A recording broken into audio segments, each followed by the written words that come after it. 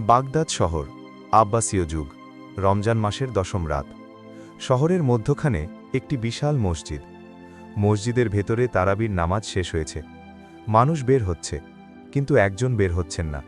শাইখ মুহাম্মদ ইবনে তাহির, বয়স 50, সাদা পাঞ্জাবি, লম্বা সাদা দাড়ি, মাথায় সাদা পাগড়ি। তিনি বাগদাদের সবচেয়ে বড় আলেম। 30 বছর ধরে ইলম চর্চা করছেন। হাজার হাজার ছাত্র তার কাছে পড়েছে।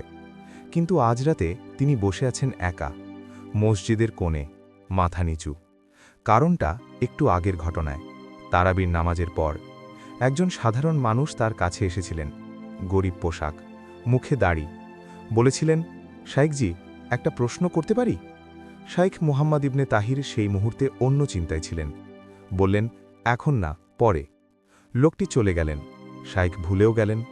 কিন্তু পাশে বসে থাকা তার ছাত্র ইউসুফ ইবনে মুসা, বয়স 22, সাদা পাঞ্জাবি, পাতলা গড়ন। সে দেখেছিল সব। নামাজ শেষে সে শাইখের কাছে এলো। আদবের সাথে বলল, শাইখজি, একটা কথা বলতে পারি? বলো। সেই লোকটা, তিনি অনেক দূর থেকে এসেছিলেন আপনার কাছে প্রশ্ন নিয়ে। আমি শুনেছি তিনি 3 দিন হেঁটে এসেছেন। শাইখ থামলেন। 3 দিন? হ্যাঁ শাইখজি। সেই কথাটা শাইখের বুকে একটা ধাক্কা দিল। তিনি উঠলেন, বাইরে গেলেন, লোকটিকে খুঁজলেন, পেলেন না। মসজিদে ফিরে এলেন, কোণে বসলেন, নিজেকে জিজ্ঞেস করলেন, আমি কি অহংকারী হয়ে গেছি? সেই রাতে তিনি ঘুমাতে পারলেন না। পরদিন ভোরে তিনি গেলেন তার শাইখের কাছে। তার উস্তাদ শাইখ আব্দুল আজিজ আল হানবালি, বয়স 85, সাদা পাঞ্জাবি, অনেক লম্ব সাদা দাড়ি, মাথায় সবুজ পাগড়ি, চোখে আলো। শাইখ মুহাম্মদ ইবনে তাহির সব বললেন। সেই লোকের কথা, 3 দিনের পথ, তার অবহেলার কথা। বললেন, উস্তাদ, আমি কি অহংকারী? শাইখ আব্দুল আজিজ চুপ করে রইলেন অনেকক্ষণ। তারপর বললেন, বসো, আজ আমি তোমাকে অহংকারের গল্প বলবো। অহংকার কোথা থেকে শুরু হয়েছিল জানো? ইবলিস থেকে। হ্যাঁ, ইবলিস হাজার হাজার বছর আল্লাহর ইবাদাত করেছিল। কেউ কেউ বলেন সে জান্নাতে ছিল, কেউ বলেন সে ফিরেশতাদের সাথে ছিল। কিন্তু তার অন্তরে একটি বিষ ছিল। সে মনে করত, আমি শ্রেষ্ঠ। যেদিন আল্লাহ আদমকে তৈরি করলেন, সেই দিন সেই বিষ বের হয়ে এলো। ইবলিস বলল, আমি তার চেয়ে ভালো, আমি আগুনের তৈরি, সে মাটির। এই একটি বাক্য, এই একটি অহংকারের মুহূর্ত, হাজার বছরের ইবাদত শেষ, জান্নাত থেকে বিতাড়িত, চিরকালের অভিশাপ। শাইখ মোহাম্মদ ইবনে তাহির মাথা নিচু করলেন।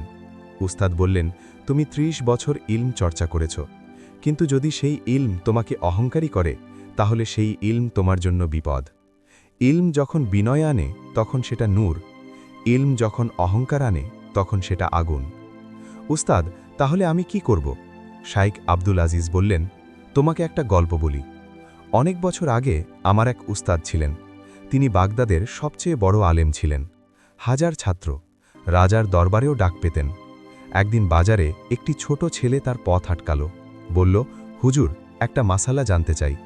উস্তাদ থামলেন, হাঁটু গেড়ে বসলেন সেই ছেলের সামনে, জবাব দিলেন। আমি দূর থেকে দেখছিলাম, অবাক হয়েছিলাম। পরে জিজ্ঞেস করলাম, উস্তাদ, এত বড় আলেম হয়ে একটি ছোট ছেলের সামনে হাঁটু গেড়ে বসলেন? তিনি বললেন, যেদিন আমি কারো সামনে ছোট হতে লজ্জা পাব, সেদিন আমার ইলম শেষ। শাইখ মুহাম্মদ ইবনে তাহির কাঁদছেন। উস্তাদ বললেন, অহংকার এত সূক্ষ্ম যে মানুষ টেরও পায় না কখন তার ভেতরে ঢুকে যায়। সে আসে পোশাক পরে, কখনো আমি বেশি ইলম জানি, কখনো আমি বেশি নামাজ পড়ি, কখনো আমার পরিবার ভালো, কখনো আমার দেশ শ্রেষ্ঠ। কিন্তু ভেতরে সবই এক, আমি অন্যদের চেয়ে ভালো। রাসূল সাল্লাল্লাহু আলাইহি ওয়াসাল্লাম বলেছেন, যার অন্তরে সরিষার দানা পরিমাণ অহংকার আছে, সে জান্নাতে প্রবেশ করবে না। শাইখ মুহাম্মদ ইবনে তাহির উঠলেন, বললেন, উস্তাদ, আমাকে দোয়া করুন। উস্তাদ হাত তুললেন, দোয়া করলেন। সেই দিন থেকে শাইখ মুহাম্মদ ইবনে তাহির বদলে গেলেন। যে কেউ প্রশ্ন করতে আসত, ছোট হোক বড় হোক, তিনি বসে যেতেন, মনোযোগ দিতেন, জবাব দিতেন। একদিন একটি ছোট্ট মেয়ে এলো, বয়স 10, ছোট সাদা হিজাব, সরল চোখ। বলল, হুজুর, জান্নাতে কি আমার বিড়াল থাকবে? পাশের লোকেরা হাসল, কিন্তু শাইখ হাসলেন না। হাঁটু গেড়ে বসলেন, মেয়ের চোখে চোখ রাখলেন, বললেন, আল্লাহ চাইলে জান্নাতে সব কিছু থাকবে। তুমি আল্লাহর কাছে চাও, তিনি দেবেন। মেয়েটি হাসল, চলে গেল। পাশের একজন বলল, শাইখজি, এত ছোট প্রশ্নে এত সময় দিলেন? শাইখ বললেন, সে আল্লাহর সৃষ্টি, তার প্রশ্ন ছোট নয়, তার মনের জিজ্ঞাসা আছে। আমার ইলম যদি তার কোনো কাজে না আসে, তাহলে সেই ইলম কিসের? বছর গেল, শাইখ মোহাম্মদ ইবনে তাহিরের নাম আরও ছড়িয়ে পড়ল, কিন্তু এবার ভিন্নভাবে। লোকেরা বলতো, তিনি বড় আলেম, কিন্তু একটুও অহংকার নেই। এটাই ছিল আসল পরিচয়। অনেক বছর পরে শাইখ অসুস্থ হলেন, বিছানায়। ছাত্র ইউসুফ পাশে। শাইখ বললেন, ইউসুফ, জি শাইখজি, ইলম শিখেছ অনেক, কিন্তু একটা কথা মনে রেখো। কি? রাসূল সাল্লাল্লাহু আলাইহি ওয়াসাল্লাম বলেছেন, আল্লাহ ওহী করেছেন, বিনয়ী হও, যেন কেউ কারো ওপর অহংকার না করে। এই একটা কথা যদি মনে রাখতে পারো, বাকি সব ঠিক হয়ে যাবে। ইউসুফ হাত ধরল। শাইখজি, আপনি কি ভয় পাচ্ছেন? শাইখ হাসলেন, না, তবে আশা করছি। কিসের? আল্লাহর রহমতের। আমি অনেক ভুল করেছি, কিন্তু তিনি অনেক মাফ করেন। সেই রাতে শাইখ মোহাম্মদ ইবনে তাহির চলে গেলেন। মুখে ছিল লা ইলাহা ইল্লাল্লাহ। সেই মসজিদ, যেখানে একদিন তিনি একজন গরিব মানুষকে অবহেলা করেছিলেন, সেখানে আজও তার কথা বলা হয়।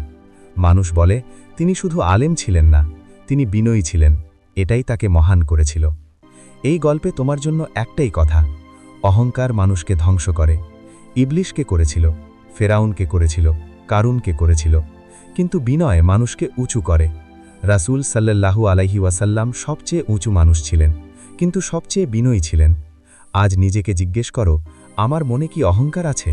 পোশাকের, জ্ঞানের, সম্পদের, বংশের? থাকলে এখনই বলো, ইয়া আল্লাহ, আমার অন্তর থেকে অহংকার দূর করো, আমাকে বিনয়ী বানাও। আল্লাহ সেই দোয়া কবুল করেন, কারণ বিনয়ী মানুষকে আল্লাহ ভালোবাসেন সব সময়। সমাপ্তি। নিশ্চয়ই আল্লাহ অহংকারীদের পছন্দ করেন না।